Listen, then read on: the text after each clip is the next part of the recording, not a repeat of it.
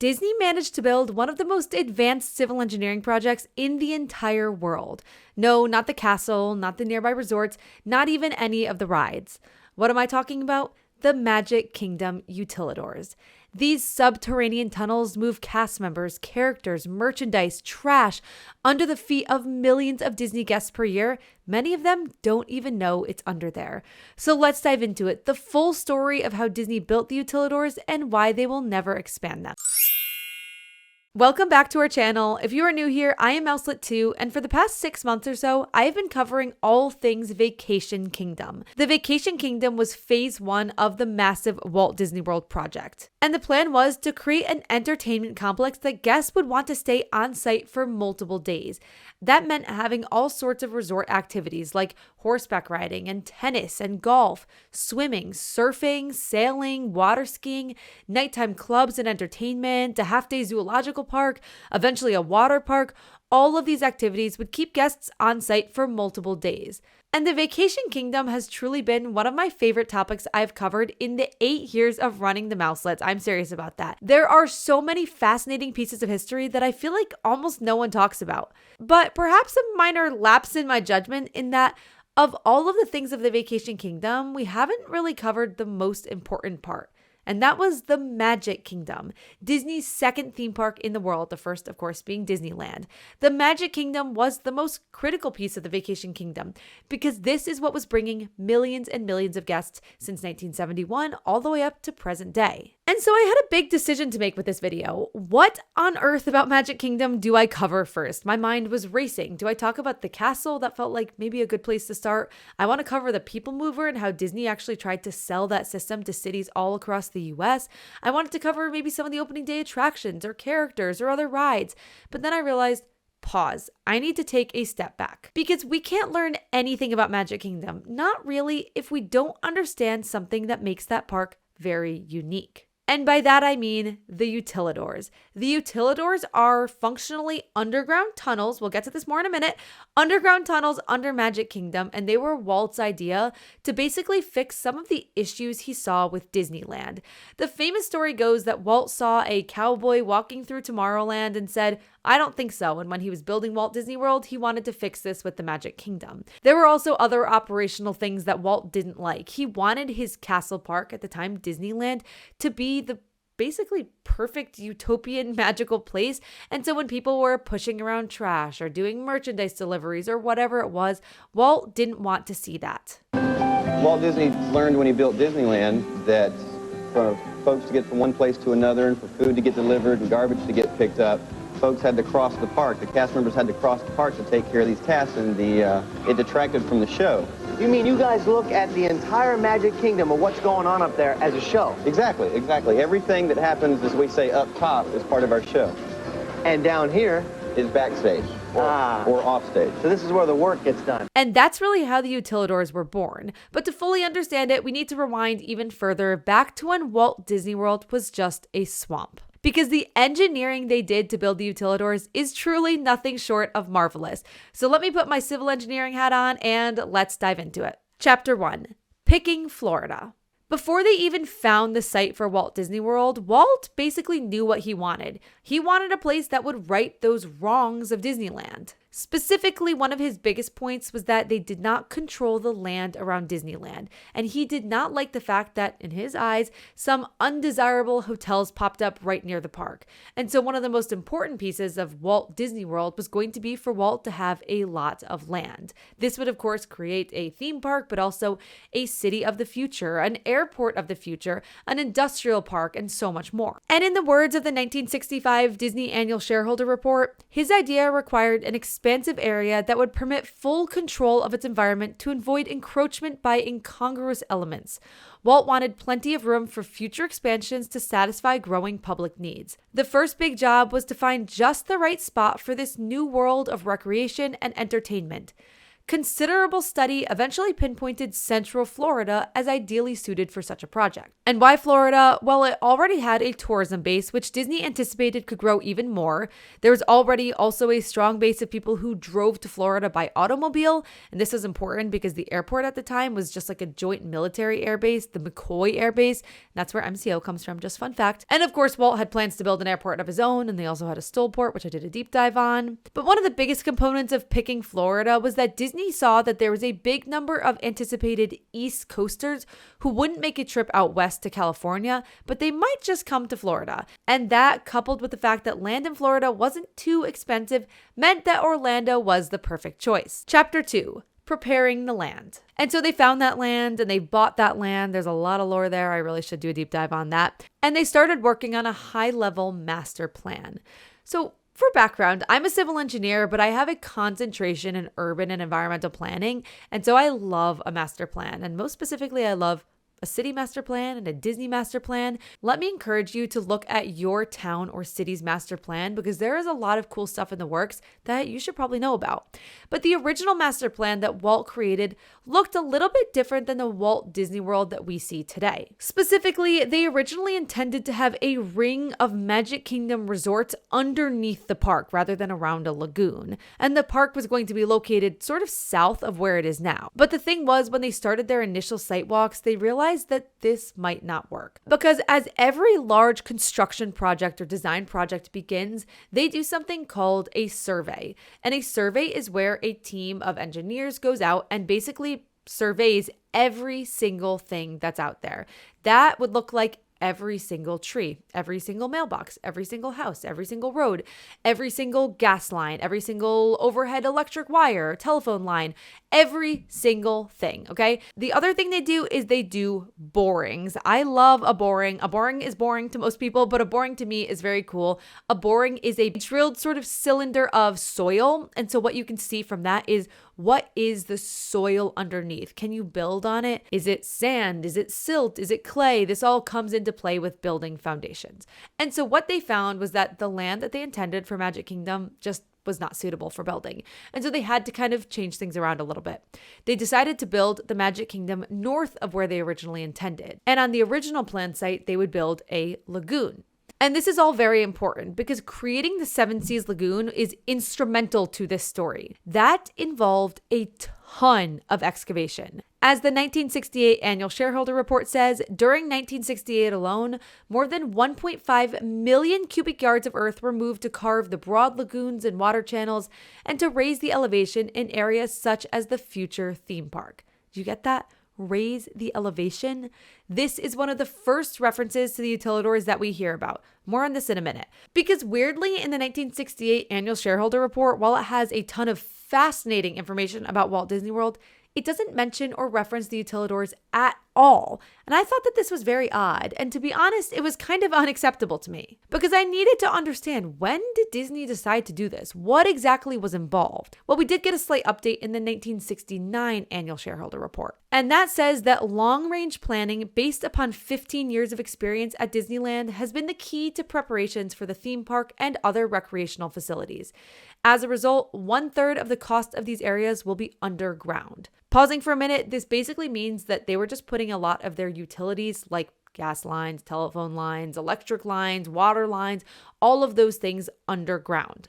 But it goes on to say, the basements under Fantasyland and Main Street, now nearing completion, and other tunnels throughout the remainder of the theme park will streamline operating efficiency. These will make possible direct access to utility corridors and the underground location of warehousing, refrigeration, employee wardrobe and break areas, and delivery of food, merchandise, and supplies. Basements is what they were calling it here. And basements unlocked so much history. Because let me just give you a small behind the scenes about how I make a video like the one you're watching right now. I'm not just like Googling things and finding the first blog article. Anytime I'm doing a video, I want to find the primary source. I want to know what actually happened. And so that means I'm digging through the annual shareholder reports, or I'm reading old master plans, or I'm looking at the Eyes and Ears magazine, a Disney cast member publication from that time. I'm doing whatever it takes to find that primary source. Whatever that is, I will dig and dig and dig until I find it. And let me say, there are some really good blogs out there that I do reference, like Retro Walt Disney World and Progress City, Gorillas Don't Blog, Widen Your World, all of the like OG bloggers. I'm probably your biggest fan. So shout out to all of them because they do have some amazing information as well. But when I was searching for utilidors, I just couldn't find anything and I was getting so frustrated. But when I saw that they were referred to basements, oh, that was a goldmine for information. Because now we can actually understand what went into building the utilidors. Do you remember our main character from the Why Disney World Doesn't Have Mosquitoes video? If you missed that one, that's a really good video in my opinion. My most viral video ever at this time that just talks about the fact that Disney created a massive system of levees and canals that basically moves water so efficiently around Walt Disney World that functionally mosquitoes are basically eliminated from all guest-facing areas. And the person responsible for that was a man named General Joe Potter. Chapter 3, Building the Utilidors. There were actually two Joes who were responsible for building and creating a lot of Walt Disney World. There was Admiral Joe Fowler and General Joe Potter. Now, Admiral Joe Fowler had supervised the construction of Disneyland, and he was planning to do the same with the theme park portion of Walt Disney World. General Joe Potter was the president of the Reedy Creek Improvement District, and he was responsible for all utilities and public works. Public works in this regard is the power plant, the sewage treatment plant, the drainage network, building design, and creating a system of underground utility tunnels. Now, where did the idea for underground utility tunnels come from? Well, as I mentioned, Walt wanted to right some of the wrongs that he saw with Disneyland. And one of these things was optimizing flow around the park. Okay, but he didn't actually have an issue with the layout of the park where guests were walking around. He loved that hub and spoke style. In fact, he brought it straight from Disneyland to Magic Kingdom. He actually more so had an issue about how cast members navigated the park. And that's why he put his sights on an underground city of sorts, where cast members could go about all of their very important activities, but not in the eyes of guests. Now, why think underground? Well, despite all of my hard research, I couldn't find anything about specifically how Walt decided to build theme park utilidors underneath his theme park. But here's my hypothesis, or my best guess basically. Walt really had his sights set on building Epcot, the city of the future. And Epcot would have a lot of really cool things, and we'll get to this at a future deep dive. But one of them was moving certain types of activities underground. Primarily that was automobile traffic and deliveries. And what this would do would be allow the city to be quiet, safe, pedestrian friendly, and transit friendly. And so my hypothesis is that these urban planning type big picture ideas, like moving things underground, were also applied to the Magic Kingdom. Now, I don't know if this was Walt's idea alone or not, but I do want to note that around the same time, there was another project in the works. It was called The Experimental City by Althuston Spillhouse. I think I butchered that, but he was from Minnesota, and that also showed utilidors. So I'm not sure if this was related or a coincidence, but I did think it was worth noting that there was something else of a similar sort going on at the time. So how exactly did they build the utilidors? Well, it's a lot like building a house. Being here in Florida, we have a very high water table, so we really couldn't dig a utilidor. This is actually the first floor. The utilidor was built, and then we built the Magic Kingdom on top of it. So when you're walking around the Magic Kingdom, you're actually on the second floor. But wait, didn't I say that Disney World was building basements? I did say that. But also, do you remember this from earlier? During 1968 alone, more than 1.5 million cubic yards of earth were moved to carve the broad lagoons and water channels and raise the elevations in areas such as the future theme park. They didn't actually dig down, they built up. So the basements of Magic Kingdom are actually just the first floor of Magic Kingdom. And the second floor of Magic Kingdom, that's where the castle is. That's where guests walk around, the Emporium, all of the rides. Basically, it's on the roof of the utilidors. Chapter 4. Inside the utilidors. So what exactly is inside the utilidors? Well, there's the obvious part, right? There's the hallways that the cast members walk around in, and we'll get to that in a minute, but there is so much more. The utilidors really serve as kind of like an underground city. It has basically everything that keeps the park running. And so that means it has things like a cosmetology area for cast members to get prepped in their costumes and entertainment costuming for the specific character performers. It has women and men's locker rooms. It has the Mouseketeria, which is their cafeteria. It has break rooms, not all of which are in the Utilidors. One of them is in Stitch's Great Escape, and there are a lot of others, but some of them are.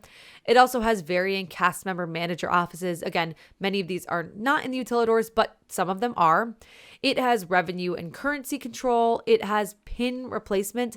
I love this one. It's an entire room of pins that cast members can stock up on their lanyard and pin boards for trading with guests. I learned this one on the Keys to the Kingdom tour. It has an advanced trash system, and then it also has, as I touched on above, hallways passing under the park. Now, I debated back and forth about doing a full deep dive on Disney's AVAC trash system. I was going to say that who would have thought I would have found trash so interesting, but I think we all probably could have predicted that. But Disney's AVAC system, which stands for Automated Vacuum Assisted Collection, is one of the coolest in the world. I'm dead serious. I know it doesn't sound that interesting, but this seriously was one of the most advanced systems in place in the United States, and actually, honestly, in the world. There's not that many of them. There's only one other in the US. It's at Roosevelt Island in New York. And what's really cool about this is just during this time, Disney was pushing themselves to be so innovative as a corporation. This was things like creating their central energy plant, or WEDCOM, their information communication system, or their flood and water control system that I did the deep dive on. They built a Stolport, which was supposed to be the transportation system of the future. And of course, they built the AVAC system. So here's what the 1969 annual shareholder report has to say about it. The automated trash collection and removal system was designed by Aerojet General Corporation, a subsidiary of the General Tire and Rubber Company. The system, called AVAC, uses underground pneumatic tubes to transfer trash quickly, economically, and hygienically from collection stations to a centralized disposable site. Planned for use around Walt Disney World, the system will be the first of its kind in the United States. And the system has about 20 collection points that cast members can take the trash to, drop it in, and it's whisked around at high speeds in the Utilidors through tubes. There are a lot of tubes in Utilidors. The AVAC system is one, but there's also many, many, many different utilities, again, like water lines and, electricity and telecom, all these things that actually make Walt Disney World able to run. One other component that's not really there anymore because the technology has just progressed beyond, but there used to be the full kind of computer system that ran almost every single ride and animatronic things down there. Again, they don't need that now because now there's all sorts of, better, different technology, but that did used to be there and I wanted to note it. This is the Digital Animation Control System, DAX for those of us who are computer literate. Actually, down here is where all the brains are for all the audio animatronic characters up there. This is the console in DAX. This is where all the maintenance calls come from. This is where we monitor all our show information. So here we come up to our show control unit. This is the Tiki room. This is Tiki. This is the cabinet for Haunted Mansion. Oh. All the little sounds come off of what we call EEPROM. They're about 3.5 seconds worth of information. But now let's get into the actual layout of the Utilidors, because this one always surprises people. The general layout of the Utilidors is like a ring around the park. So on this map, the yellow is the actual hub area where guests are walking, and then the purple lines are the underground passageways. And I know this goes without saying, but before I get into the specificities, I just want to say, do not try to go in the Utilidors because we're talking about like access points and things. Do not do that, please. If you do want to do that, just take the Keys to the Kingdom tour, which is super cool, and you get to use some of those access points. Honestly, it's probably the best Disney tour to start with. So if you haven't done it, highly, highly recommend. But don't try to sneak down there, please. Okay. So the main entrance to the Utilidors is right behind Pinocchio's village house. This is actually a massive tunnel, and you can tell from certain views that the park is on the second floor and then slopes down. And this area is where you'll find the locker rooms. You'll find, at least it was there at one point, Kingdom Cutters, which is I think like a hair salon or something. Okay, check this out. Under the Magic Kingdom, you can actually get your hair cut at Kingdom Cutters because it's very important to look good when you're up there with all the guests. If we move clockwise, you continue over to Tomorrowland. There's a stairway that comes out kind of near Winnie the Pooh, and then 2 more staircases over by Cosmic Rays and then Star Traders. And then there's one last staircase in Tomorrowland that leads to what this map shows as a timekeeper because it's an old map I found online, but that's actually like Monsters Inc. Laugh Floor area today. So you might be noticing that the Utilidors don't run to Space Mountain or Carousel of Progress or Tron. We'll get to that, but yes, that is the case. They do not run to those places. After Tomorrowland, you can walk over to Main Street USA, and right near kind of the confectionery is basically there's a series of staircases that lead to the Magic Kingdom stores, as well as the backstage areas, the east and west parking lots. And there's also a staircase that leads to the Tony's Town Square restaurant. Next, heading over to Adventureland, there's a staircase that leads to the Crystal Palace and kind of the first aid area. And then we get one of the only points that really breaks out of the ring, and there's kind of a spur that takes you over to Adventureland and Frontierland. One stairway will bring you to the Adventureland Veranda. No, just kidding. Obviously, the Adventureland Veranda is gone. If you don't know what that was Adventureland's quick service. All of the other lands have a quick service, like Columbia Harbor House and Liberty Square, Pinocchio's Village House and Fantasyland, Cosmic Rays. Even the Plaza Pavilion used to be part of Main Street. Whatever. They all have quick service. Well, Adventureland used to have one too. It was called the Adventureland Veranda. It was empty for a while after they closed it, and then now it's Skipper Canteen. But there's the Utilidor entrance kind of in this midst area. From Adventureland on this little spur area, you can walk a short portion through the Utilidors and reach another staircase. But then cast members connect above the ground to access Caribbean Plaza, where like Pirates is, as well as most of Frontierland, Tom Sawyer's Island, RIP, all those things. And now if we go back to our ring, we can finish up with Liberty Square and the remainder of Fantasyland. There's a staircase that leads to the Hall of Presidents, to what this map shows as the Legend of the Lion King, which is like Philhar Magic area.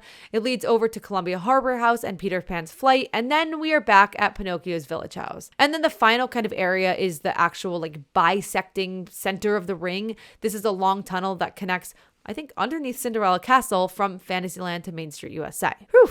That was a lot, but I feel like it is really important for context about like where everything is and how many entrances there are, and also how many entrances there not. Because that brings us to Chapter 5, upgrading the Utilidors. You may notice that the Utilidors really don't touch a huge portion of the park. If we're in Tomorrowland, yeah, they don't touch Carousel of Progress. They don't touch Space Mountain. They certainly don't touch Tron. Over in Frontierland, they don't go near Splash Mountain or Tiana's Bayou Adventure. They don't go near Thunder Mountain. They don't go under Pirates. The reason for that is that after 1973-ish, the Utilidors stopped expanding with the park. In fact, the Utilidors never really expanded at all other than Tomorrowland, because Tomorrowland was very incomplete when it opened in 1971. So they did finish the portion of those Utilidors kind of while they were finishing construction and opening that land. But since then, the Utilidors themselves have never expanded at Magic Kingdom. And they very likely will never expand. In fact, I would be very, very shocked if they ever did expand. Like that new villain section of the land, they're not going to build Utilidors there. Probably not. It would be very surprising if they did. Because the Utilidors were so feasible to build at the time because, I mean, one, the Disney company invested in things like this at the time that maybe they don't do as much now, but also just because they had excavated all of that earth from the 70s lagoon. So they were able to just construct this really easily. That is just not really something that would happen anymore. And also, again, just very, very expensive. However, that's not to say that there were not updates, because there were a lot of upgrades. When cast members talk about the Utilidors originally in 1971, 1972, they basically mentioned that they were kind of stark and not super enjoyable to be in, and also very confusing. Disney didn't have the signage and the maps that they have for guests above the ground. They basically just let the cast members kind of try to figure it out themselves, and it didn't really work. And so if we look at the August 30th, 1975 edition of the Eyes and Ears magazine, we can see they're talking about big upgrades coming to the Utilidors. The underworld gets a new look. In case you've been wondering if your eyes are playing tricks on you down in the Magic Kingdom basement complex, no, they haven't. The walls have gone from blue to green and now orange, and coming up next week, red, white, and blue. That's right, this is all part of our ongoing backstage beautification program. Down in the tunnels, painters have been busy over the past few weeks, giving the tunnel under each land its own identification and look. And the goal of this really was just because cast members found it really confusing to navigate through, and so this would really help them just find their way through the Utilidors. Now we get another update in the November 1975 issue, and for this I could not find the actual Eyes and Ears magazine, so shout out to Imaginerding, who somehow had a copy and posted about this. So here's what that said. Dot Greenman and Edna Osborne of Main Street Merchandise get the big picture of our basement network from a new directional map in the Fantasyland tunnel across from the time clock station. Strategically located to assist new employees as they enter the basement, another will soon be put up under Main Street. If you haven't visited the basement complex lately, then you should. We've been reporting the project's progression over the past few months, and it is now near completion. Each land has its own logo and color for identification. There are new directional arrows located throughout the complex. Break rooms have been rehabbed, and super graphics adorn many before blank walls. But for the most part, the layout actually almost completely has remained pretty much the same since 1971, other than that Tomorrowland area, and it probably will remain the same until the end of time, like meaning they will always have these and they will never expand them or do almost anything, which is kind of a crazy thought to think about actually. Sometimes I think about what is like Disney World going to look like in 1,000 years? Is Disney World going to be there? Anyway, okay. It is worth noting that about 10 years later, Disney did create another miniature Utilidor complex at Epcot Center. Epcot actually does have a smaller tunnel system of its own that passes under what used to be the Communicore, kind of the main hub area of Future World, and now is basically Communicore Hall and the whole like creation shop area again. And why did they build these? Specifically because they looked at the flow of Epcot, and almost every single pavilion backs up to a backstage area. Like almost every single one, Test Track, in today's day and age, right? The Guardians of the Galaxy, the land, the seas, imagination, every single World Showcase country, they all back up to a backstage area. They don't need utilidors to navigate through because they have a backstage area there. But the one that doesn't back up to a backstage area was Communicore Hall, which was Innoventions and kind of, again, that center hub area. And so these tunnels were going to make it easier for them to navigate through the park. They do not get the same use at all as what Magic Kingdoms have, but they do have like storage and some green rooms and a couple of break rooms, but people seem to not really enjoy them, like the cast members who have been inside of them. I've never heard like a single positive word talked about the Utilidors in Epcot.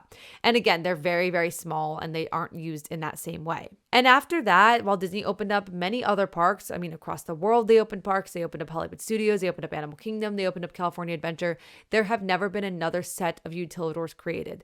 There are underground tunnels located in many spots across the Disney parks in the world. There's an underground tunnel at the TTC. There's an underground kind of basement complex in New Orleans Square at Disneyland. That opened actually like in the 60s. But there's never been another full Utilidor created. And again, they probably will not. Instead, now what Disney focuses on is optimizing their park to have this backstage access that cast members can navigate through a backstage area very easily and access wherever they need to go.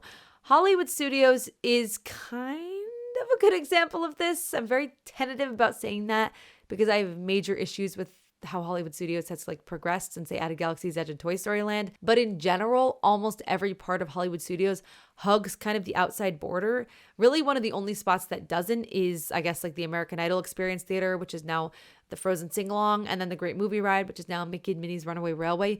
These are kind of floating in the center of the park, but almost everything else has some sort of backstage access. And so for that reason, they wouldn't specifically need a Utilidor because the cast members just don't really have to like navigate through the park in that way. And so now we get to chapter 6, the end of this video. That really is the story of the Utilidors. I hope you can see my passion for the Utilidors. I think they're so cool. I know some cast members don't like them, but you take them for granted. People who don't get to go in them very often think that they're so cool.